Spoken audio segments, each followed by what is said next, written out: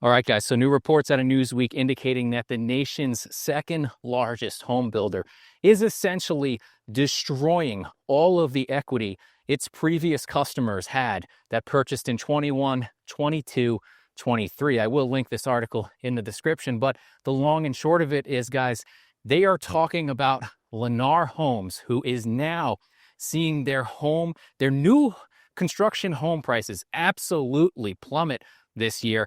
They have had to offer crazy incentives, as many of you guys know.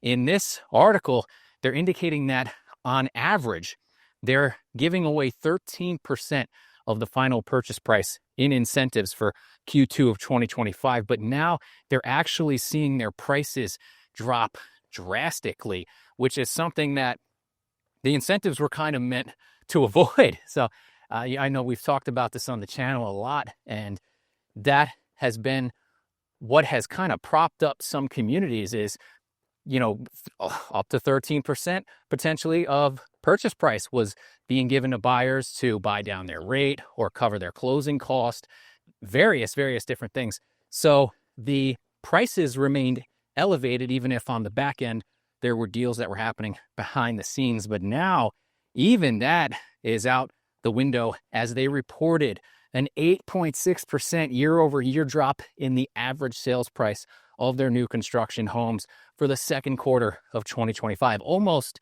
10% drop nationally. And a lot of that in the article, no surprise, is attributed to the South region, Southwest Florida.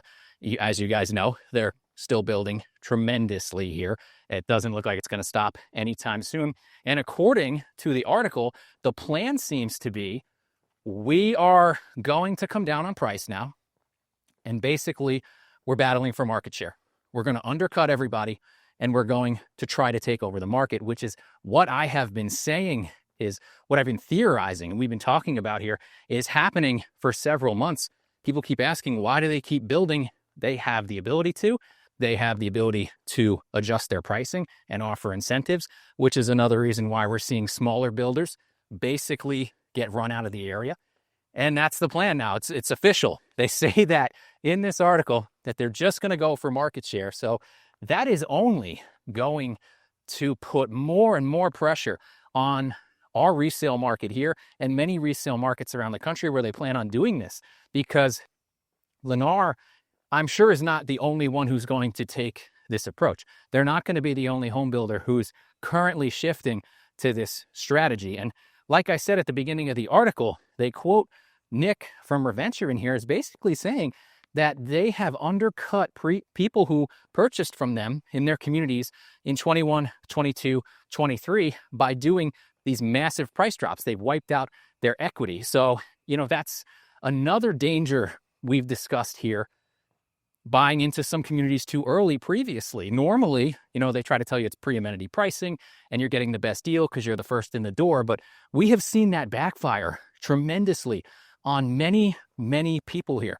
And now it looks like it's kind of spreading out. I mean, even some of the condos that were built here, I know, like if you take Bella Via over in Port Charlotte, they were selling those condos for $330,000. They finally closed out the development, and some of them were closing at like $230,000. I think I saw one at $212,000. So, that's really tough. And in case you guys are wondering, I'm in Rotunda West again today. I'm off Par Court. Had some friends of the channel that we were showing places to down here. So figured before I head back out, I'll do a quick video around the area. It's actually got a lot of nice homes down here, very quiet. So it's a nice spot. I like it.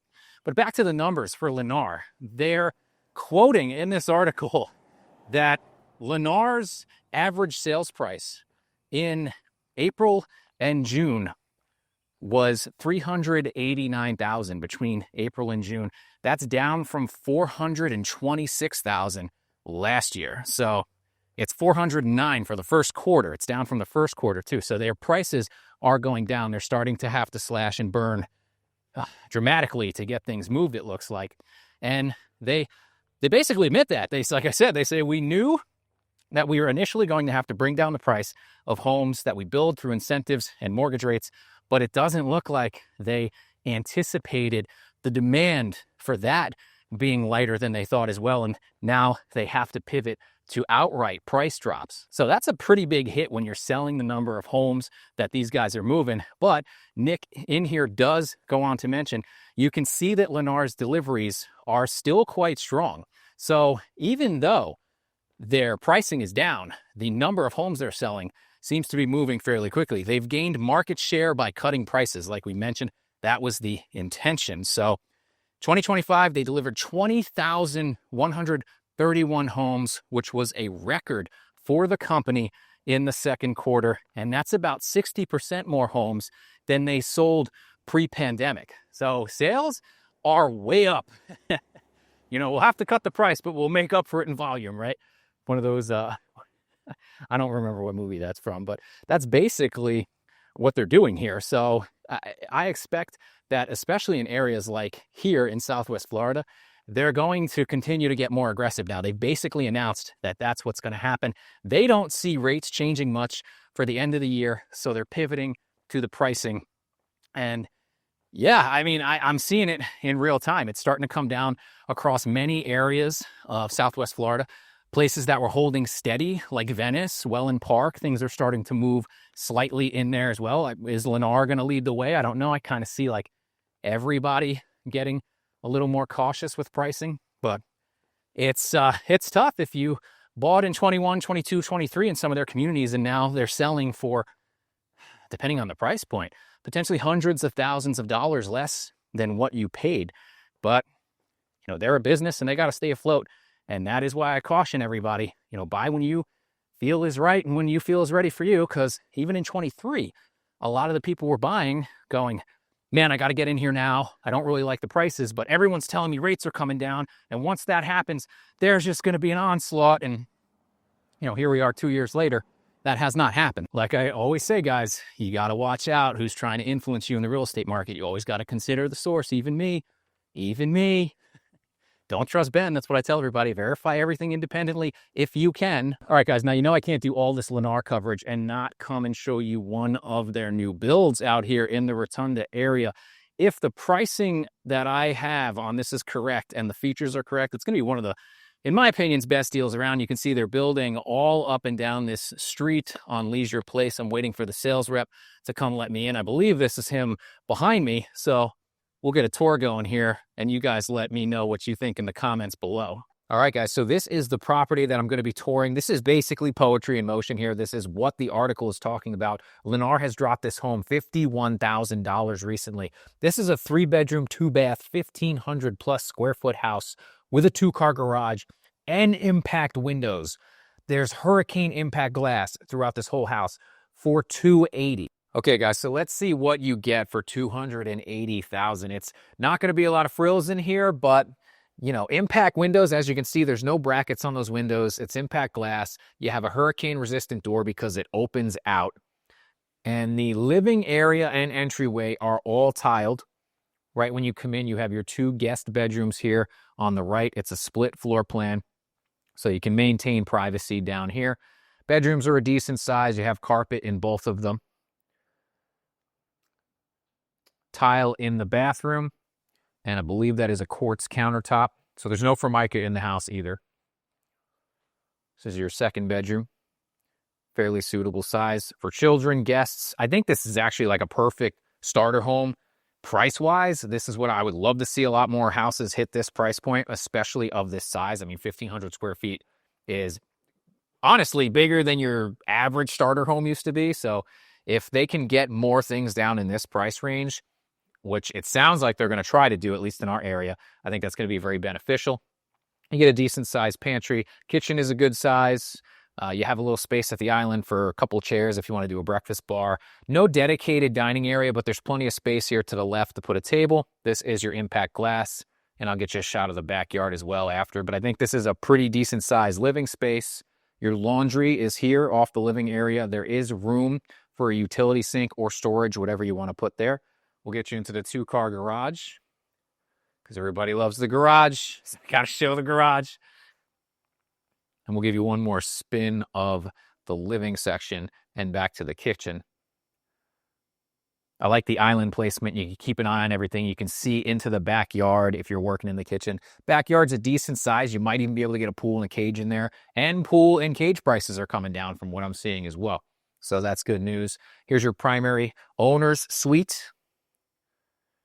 And your primary bath, which is also, I think, a perfect size. You get the dual vanities, no tub, but tiled shower, and a fair size walk-in as well. There's a utility closet in here, so your cable hookups are in here, and that is actually your air handler behind that door. So I don't know, guys, for $280, especially considering where these things used to be, and it's got impact glass, let me know what you think.